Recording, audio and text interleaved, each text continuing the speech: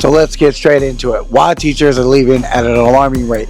So teaching has become a dying profession.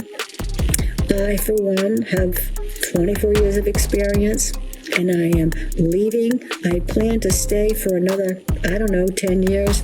Not doing anymore. Nation's report card shows America's high school seniors have the worst math and reading scores in more than 2 decades. And the first data since 2019 also shows 8th graders falling further behind in science. America has a problem, and it's that these kids can't read. Like young Gen Z and these Gen Alpha babies, yeah, they can't read. They cannot read. A lot of these kids don't know how to read because they have had things read to them, or they can click a button and have something read out. And I just don't think these kids even care.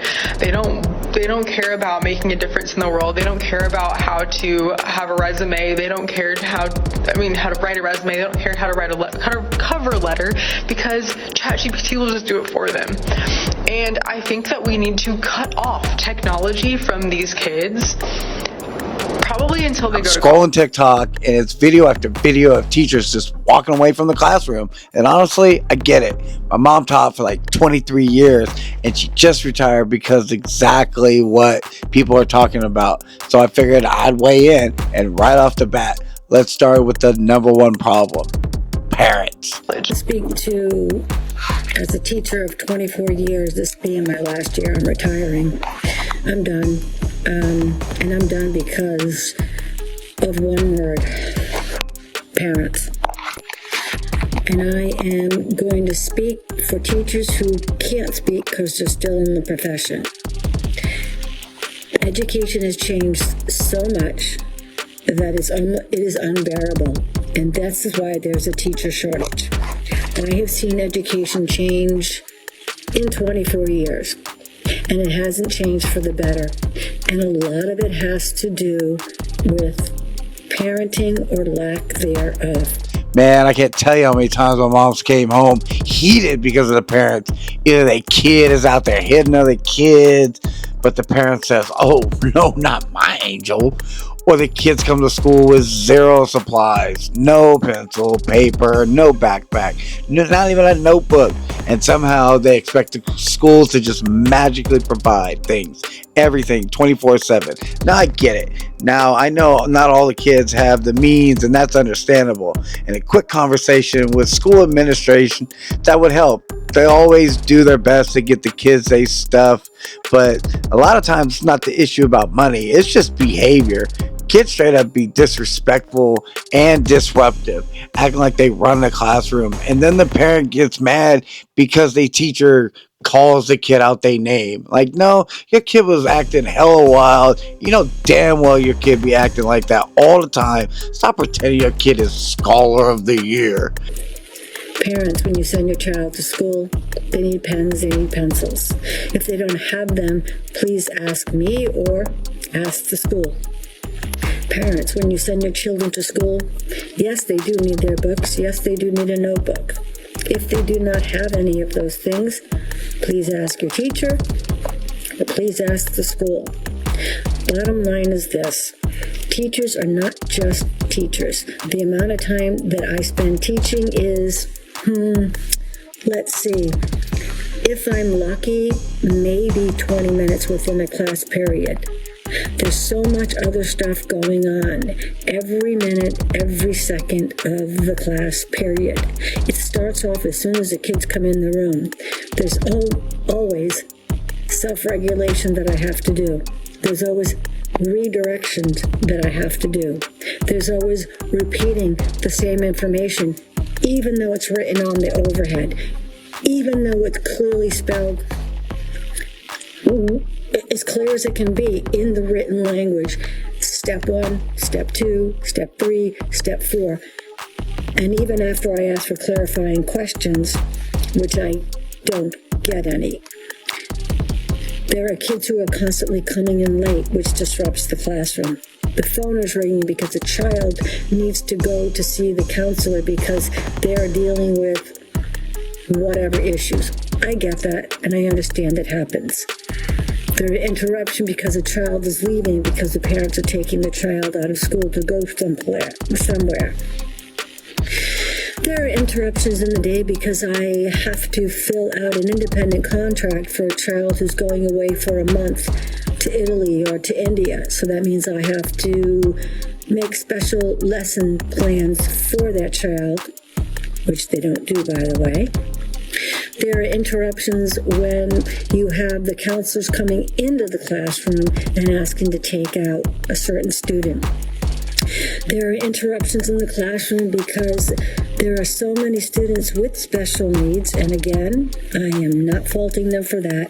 All I'm telling you is that a lot of extra energy goes into students who have special needs, and I'm the only person in the room. There isn't a teacher's aide, there isn't another special ed person in here with me, and I have 33 to 34 students. The interruptions are insurmountable. So trying to teach is virtually impossible.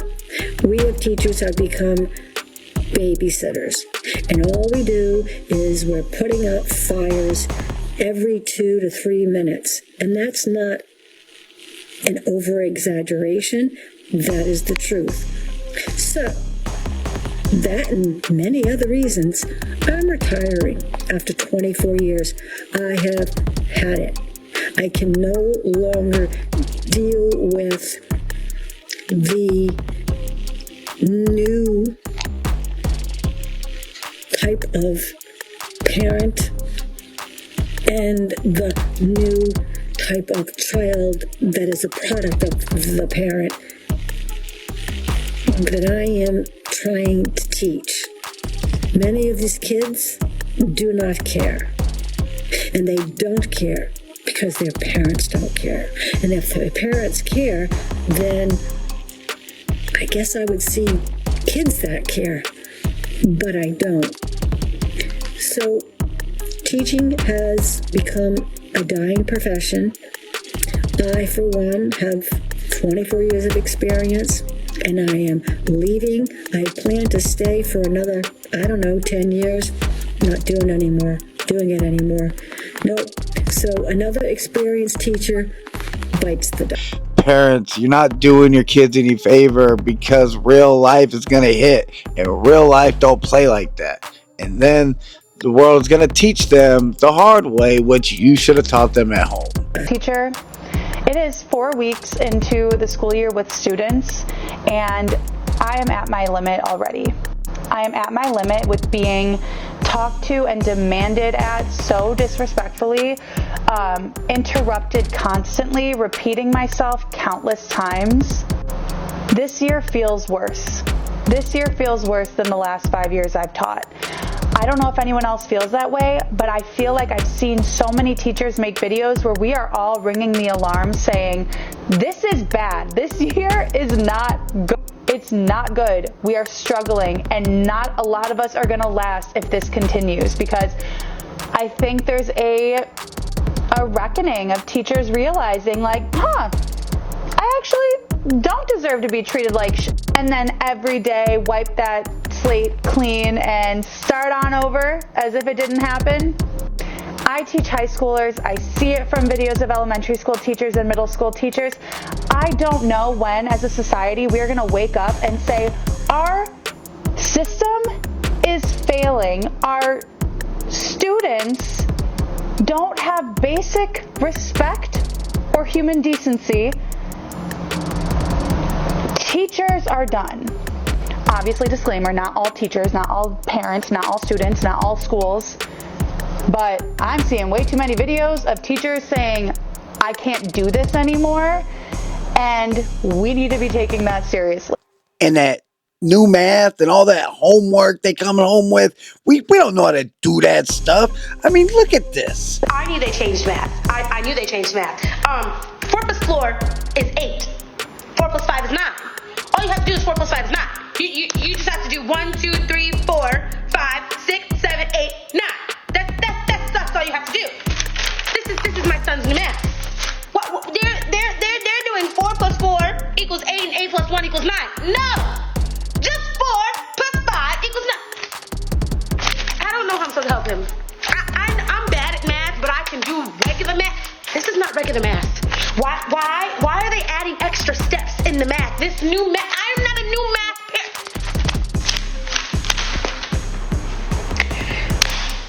gonna homeschool. I'm gonna homeschool. What the fuck is this? What? Mommy's okay. Are you? Let's go homeschool. You don't have to go to homeschool. Your new math is. I'm okay. Nothing. We're gonna get you a tutor. Am I alone? Somebody let me know.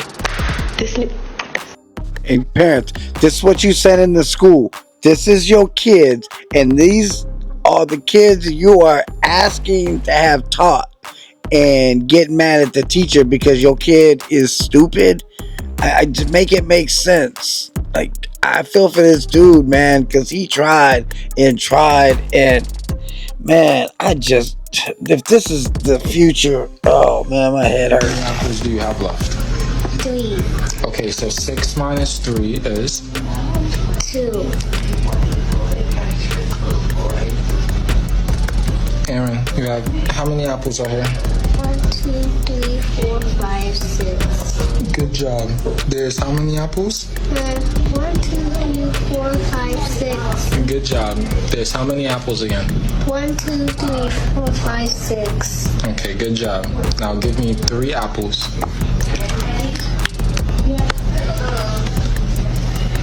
How many apples are left? There's 3. Okay, so 6 minus 3 is? 1. Aaron, Yeah. you had 6 apples.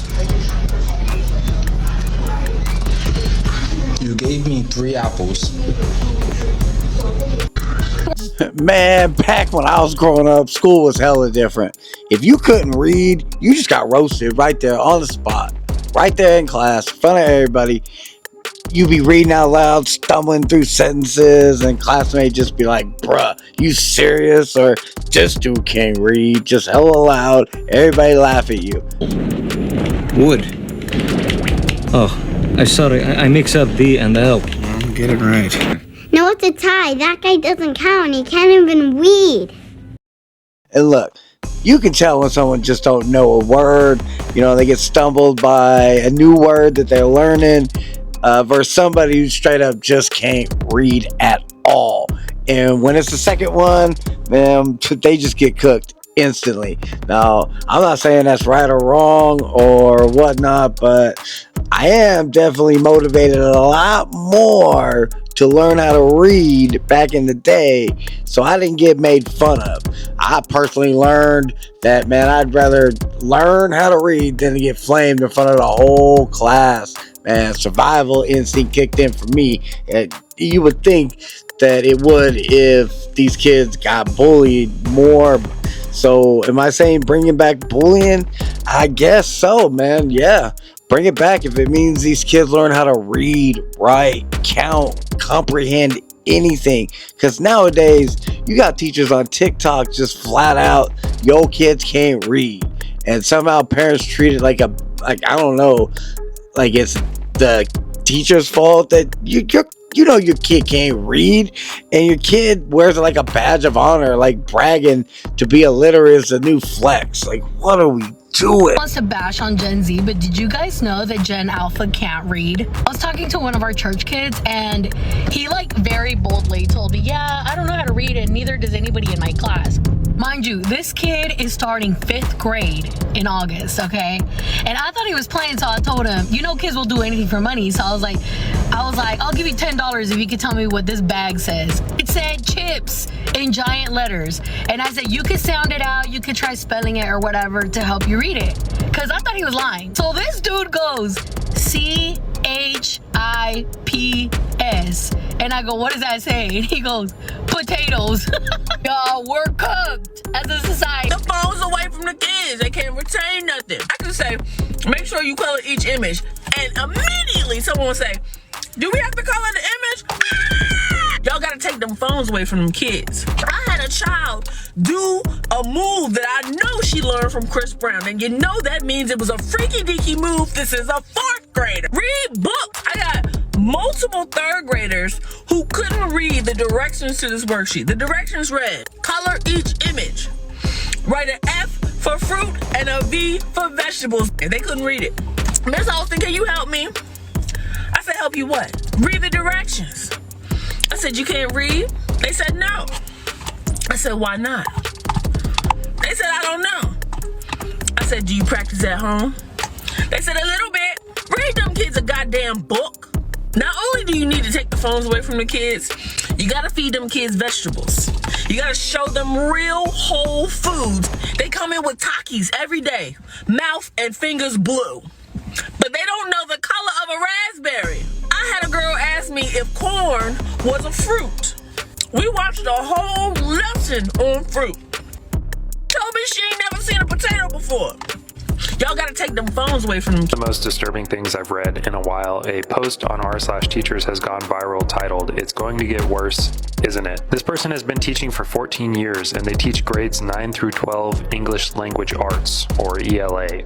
They start out by saying that all grades seem to have in common a one and done aesthetic, meaning all students get a chance to improve their grades with revisions, but fewer than 1/3 even try. And then the parents complain when the kid doesn't have an A, even though the kid refused to do revisions, didn't address the prompt, and had tons of spelling errors even though it was a digital assignment. He says the parents just stare stone-faced and say, but you assigned a one-page essay and he turned in a one-page essay. Almost every kid tells me they don't go to bed until 1 a.m. and more than half show up in their pajamas, wrapped in fleece blankets, clutching their Starbucks/Stanley, but leaving everything but their uncharged laptops at home.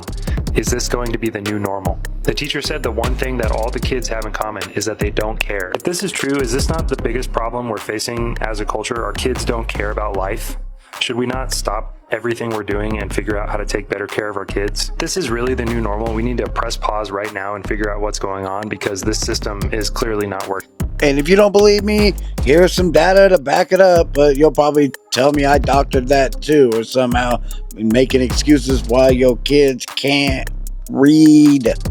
Report card shows America's high school seniors have the worst math and reading scores in more than 2 decades. And the first data since 2019 also shows 8th graders falling further behind in science. The new test scores from the National Assessment of Educational Progress show only 35% of 12th graders are proficient in reading, the lowest in testing history dating back to 1992. Just 22% were proficient in math, and 31% of 8th graders meet the proficiency in science. Our nation's report card is abysmal right now. Now look, you might be mad because I use that word bully, and bully is not a good word nowadays or whatever, so let me clear it up real quick. I'm not talking about getting shoved in a locker or hazed like in Dazed and Confused. Nah, if someone did that to me back in the day, I'm telling my brother or my cousin, and somebody catches some hands, that's just a whole different situation. I'm talking about the dozens. And you know what I'm talking about with the dozens. I'm talking about the kids clowning you in class, especially about some basic stuff you need to know, like reading, writing, counting, comprehension. It sounds mean, but guess what? It worked. I learned how to read, write, spell, all that. Mainly so I did not get roasted in class. I can't be more serious. I did not want to get made fun of because I was small and little and I couldn't do nothing. So I learned how to read. Pressure creates diamonds, right? So I learned how to get that stuff done. These kids need to learn how to do that. And now you got another teacher coming here on TikTok ranting, telling you point blank these kids can't read. And it's sad. It's not funny. But I can't blame my mom or any other teachers for choosing to do something else with their time instead of dealing with these disrespectful, unprepared, straight up wild ass kids you be sending to school every day. And if you don't like what I'm saying, comment, share, tell me I'm wrong, tell me I'm right, tell me how out of pocket I am for saying whatever I just said. That's fine. We're here to talk about it. And until next time, we'll catch you on the next one. Peace. Can confirm, as someone who just started substitute teaching, these kids cannot read. My first substitute assignment, I subbed in for a middle school English teacher. She left a packet of work for her students to complete in her absence. She left instructions for me to follow, and I looked over the packet. I'm thinking, oh, this is pretty standard stuff. It was like grammar practice with commas, and then they had to do like a crossword puzzle with some vocab words, use the vocab words in a sentence. Like, I'm like, okay, this is basically your standard middle school busy work. I'm like, they'll knock this out. And then I figured they would be chill. Boy, was I wrong. The first thing that really shocked me was the fact that I had to tell so many students to write their name on their paper. And then when they did, they would only write their first name. No last name, no date, no period they were in, none of that. I'm like, why do I have to tell y'all to write your full name? And then the penmanship, my God. I was like, I'm thinking to myself, y'all are what, 7th grade? Why are y'all writing like some of them wrote like a 2nd or 1st grader. Like in terms of the penmanship, the quality, I'm like, this looks like chicken scratch. And so the writing, because reading and writing are, let's be clear, the two go together. So that should have been my first clue, honestly. But that is what kind of shocked me first. Then when it came time for them to actually do the packets, the kids did not want to read the instructions. They would literally take the packet and be like, raise their hand, I don't know what to do. I'm like, what do you mean you don't know what to do? The first thing I asked them, did you read the instructions? They were like, oh, no. And I was like, read the instructions and then see if you still have questions. And then come to find out, a lot of these kids, they're not comfortable reading. By day 2 of my second assignment, it had become abundantly clear to me. America has a problem, and it's that these kids can't read. Like young Gen Z and these Gen Alpha babies, yeah, they can't read. They cannot read. And another thing that shocked me was how low their vocabulary was. And their word recognition, they did not know how to recognize or pronounce certain words. I had some student ask me how to pronounce the word abbreviation and then ask me what that meant. One girl didn't know what segregated meant. And so I was just like, y'all are 12, 13 and don't know what segregated means, don't know what an abbreviation is. I was just really, really shocked that these kids... my theory is COVID. I blame COVID and George Bush, because that motherfucker left a lot of kids behind. And COVID, I thought there was a gap with everyone having to be remote, but it was just crazy to actually see in real time, yeah, these kids can't read.